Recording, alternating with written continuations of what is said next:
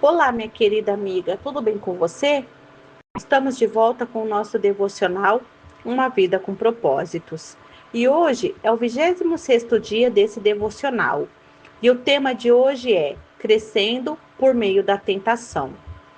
O versículo de Tiago 1,12 diz: Feliz é o homem que não cede e continua fiel quando é provado, porque depois receberá como recompensa a coroa da vida, que Deus prometeu àqueles que o amam. Toda tentação é uma oportunidade para fazer o bem. No caminho do amadurecimento espiritual, até mesmo a tentação se torna um degrau em vez de uma pedra de tropeço.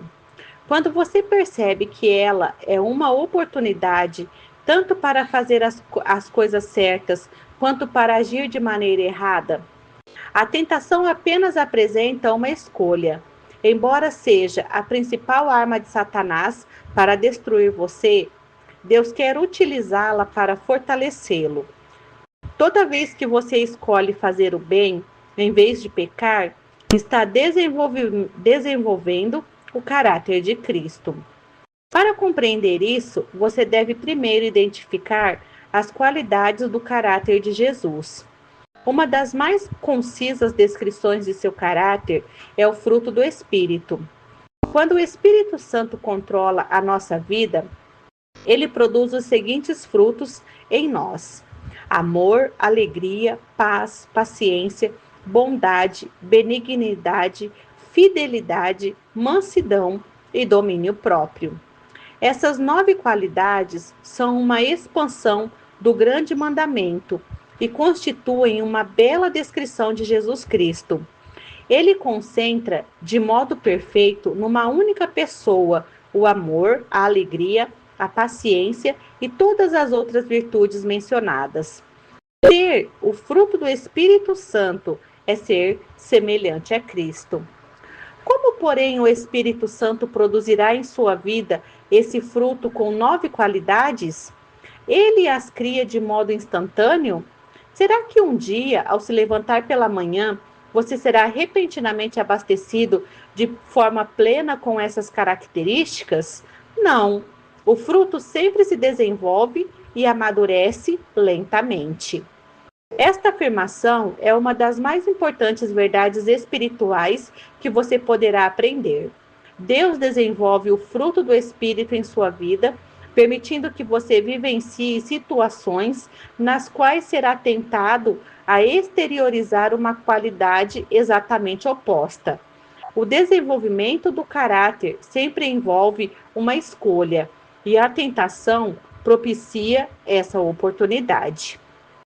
Por exemplo, Deus nos ensina a amar, pondo pessoas desagradáveis a nosso redor.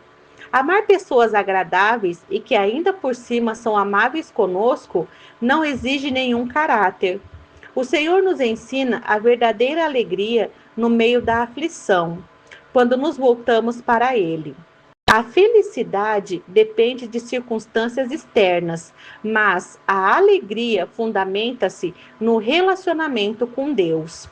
O Senhor promove a verdadeira paz dentro de nós, não fazendo que tudo saia como planejamos, mas permitindo que períodos de confusão e insegurança.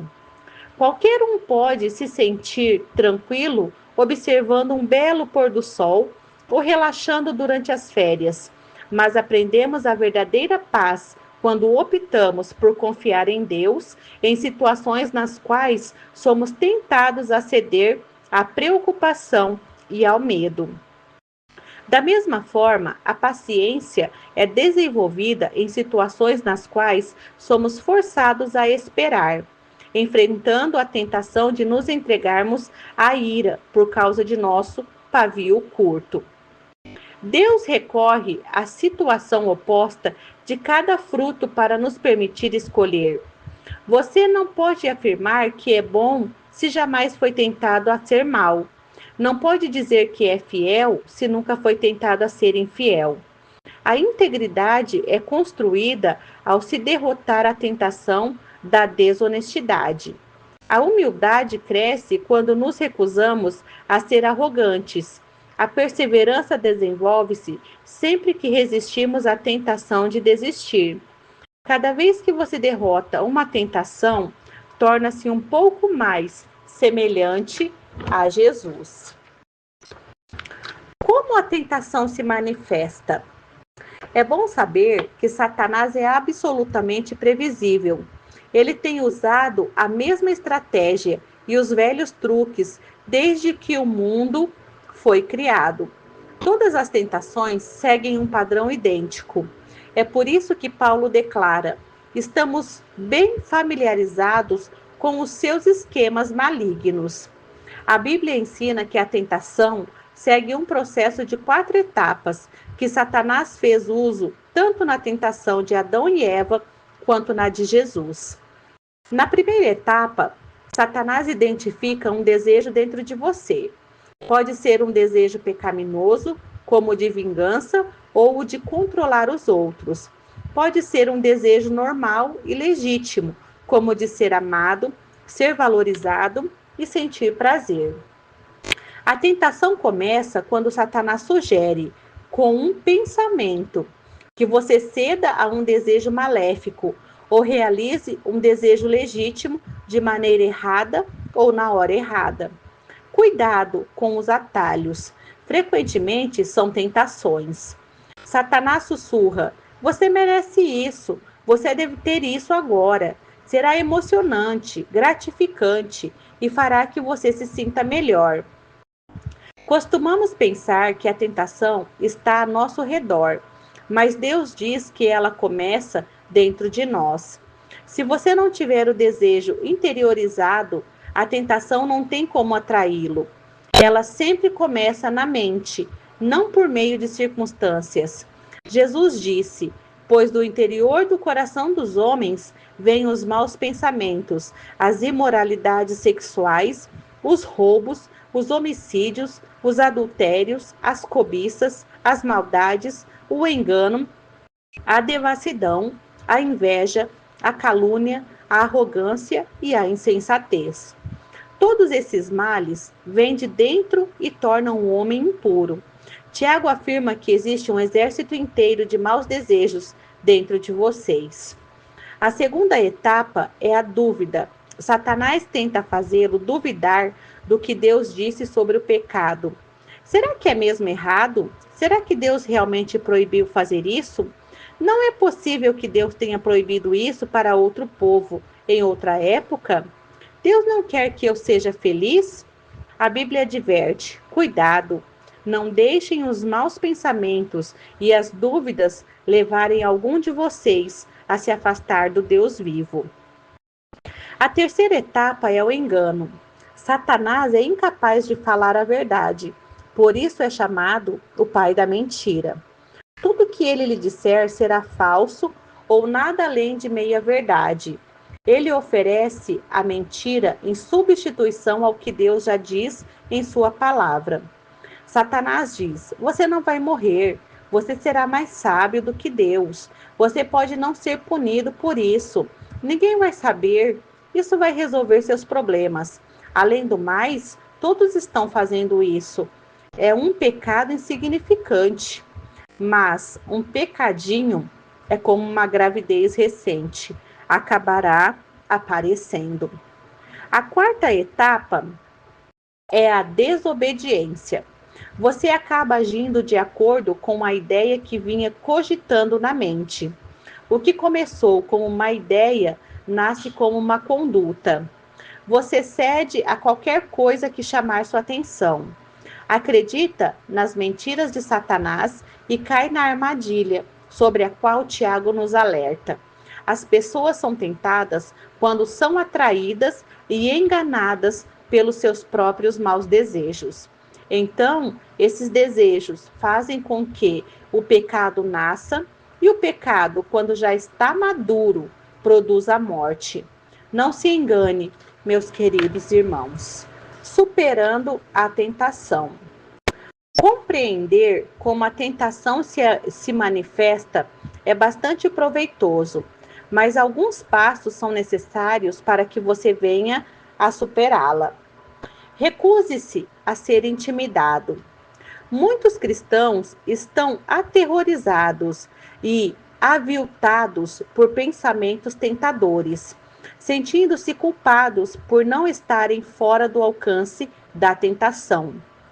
Eles sentem vergonha pelo simples fato de terem sido tentados, sinal de que não entendem o verdadeiro significado de maturidade espiritual. Você jamais se livrará da tentação. Em certo sentido, você pode considerar a tentação um elogio. Satanás não precisa tentar aqueles que já fazem a vontade dele, pois já lhe pertencem. A tentação é um indício de que Satanás odeia você, mas não um sinal de fraqueza ou de vida profana. Isso também faz parte de nossa natureza, pois somos humanos e vivemos num mundo destituído de Deus. Não fique surpreso, abalado ou intimidado por isso. Seja realista quanto à inevitabilidade da tentação. Você jamais poderá evitá-la completamente. A Bíblia diz: quando chega a tentação, mas não, se chega à tentação. Paulo orienta: lembre-se de que as tentações que surgem na vida de vocês não são diferentes da que os outros enfrentam. Ser tentado não é pecado. Jesus sofreu tentação, embora nunca tenha cometido pecado. A tentação só se torna pecado quando você se entrega.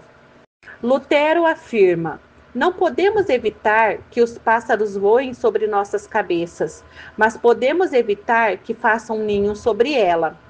Você não pode impedir o diabo de lhe sugerir pensamentos, mas pode escolher não assimilá-los ou agir de acordo com eles. Por exemplo, muitos não sabem a diferença entre atração física ou excitação sexual e lascívia.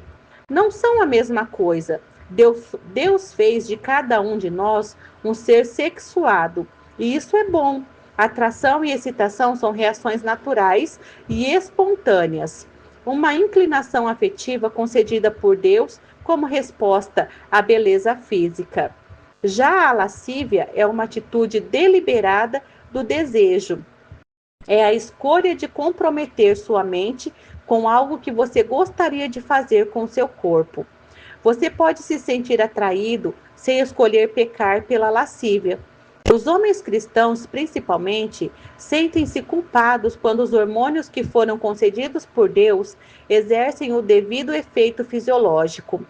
Quando reparam numa mulher atraente, presumem que isso já é lascívia e sentem-se envergonhados e culpados. No entanto, atração não equivale a desejo sexual ilícito, até que você comece a insistir nisso. Na verdade, quanto mais próximo de Deus você fica, mais Satanás se esforça para tentá-lo. No instante em que você se torna filho de Deus, Satanás, como assassino de aluguel, fecha um contrato para acabar com você. Você é agora inimigo, por isso conspira para sua derrocada. Às vezes, quando você está orando, Satanás sugere um pensamento mau ou bizarro, apenas para distraí-lo e envergonhá-lo. Não fique assustado ou envergonhado com isso. Entenda que Satanás teme suas orações e tentará de tudo para interrompê-las. Em vez de ficar se condenando com indignações do tipo: como pude pensar numa coisa dessas? Considere isso uma distração provocada por Satanás e volte imediatamente a se concentrar em Deus. Reconheça o seu padrão de tentação e prepare-se. Há situações que o deixam mais vulnerável à tentação do que outras. Algumas circunstâncias farão você tropeçar quase imediatamente, enquanto outras não incomodarão muito. São situações preparadas para atacar os seus pontos fracos, e você precisa também identificá-los, pois Satanás certamente o conhece. Ele sabe exatamente o que pode fazer você cair e trabalha incessantemente para cercá-lo com essas circunstâncias. Pedro adverte: estejam sempre atentos, o diabo está querendo atacar e não quer outra coisa, senão apanhar você desprevenido. Pergunte a você mesmo: quando sou mais tentado? Em que dia da semana? A que hora do dia? Pergunte: em que lugar sou mais tentado? No trabalho, em casa, na casa do vizinho, num bar, no aeroporto, num hotel fora da cidade? Pergunte: quem está comigo nos momentos em que sou mais tentado? Amigos, colegas de trabalho, uma multidão de estranhos? Sou mais tentado quando estou só? Pergunte também: como normalmente estou me sentindo quando sou mais tentado? Pode ser quando você está cansado, solitário, entediado, deprimido ou sob pressão. Ou talvez quando está magoado, zangado, preocupado. Ou ainda após um grande sucesso ou momento de enlevo espiritual. Você deve identificar o seu padrão de tentação e então se preparar a fim de evitar tais situações, tanto quanto possível. A Bíblia nos adverte continuamente em nos prevenirmos para enfrentar a tentação. Paulo admoesta-nos: não deem ao diabo oportunidade para tentar vocês. O planejamento prudente reduz a tentação. Siga o conselho de Provérbios. Pense bem no que você vai fazer. Evite o mal e caminhe sempre em frente. Não se desvie nem um só passo do caminho certo. O povo de Deus evita os maus caminhos e se protege, observando o lugar por onde vai. Peça ajuda de Deus. O céu tem uma linha direta 24 horas para emergências. Deus quer que você peça ajuda quando a tentação estiver muito forte. Ele diz: e clame a mim no dia da angústia, eu o livrarei e você me honrará. Chamo isso oração micro-ondas, porque é rápida e objetiva. Socorro! Quando bate a tentação, você não tem tempo para uma conversa longa com Deus. Simplesmente clama por socorro. Davi, Daniel, Pedro, Paulo e milhões de outros fizeram esse tipo de oração instantânea, pedindo ajuda na hora da aflição. A Bíblia garante que nosso pedido de socorro será ouvido porque Jesus se compadece de nossa luta. Ele enfrentou as mesmas tentações que nos afligem. Cristo compreende as nossas fraquezas, pois ele enfrentou as mesmas tentações que enfrentamos, ainda que não tenha cometido nenhum pecado. Se Deus está aguardando para nos ajudar a derrotar as tentações, por que não pedimos sua ajuda com mais frequência? Falando com franqueza, às vezes não queremos ser ajudados.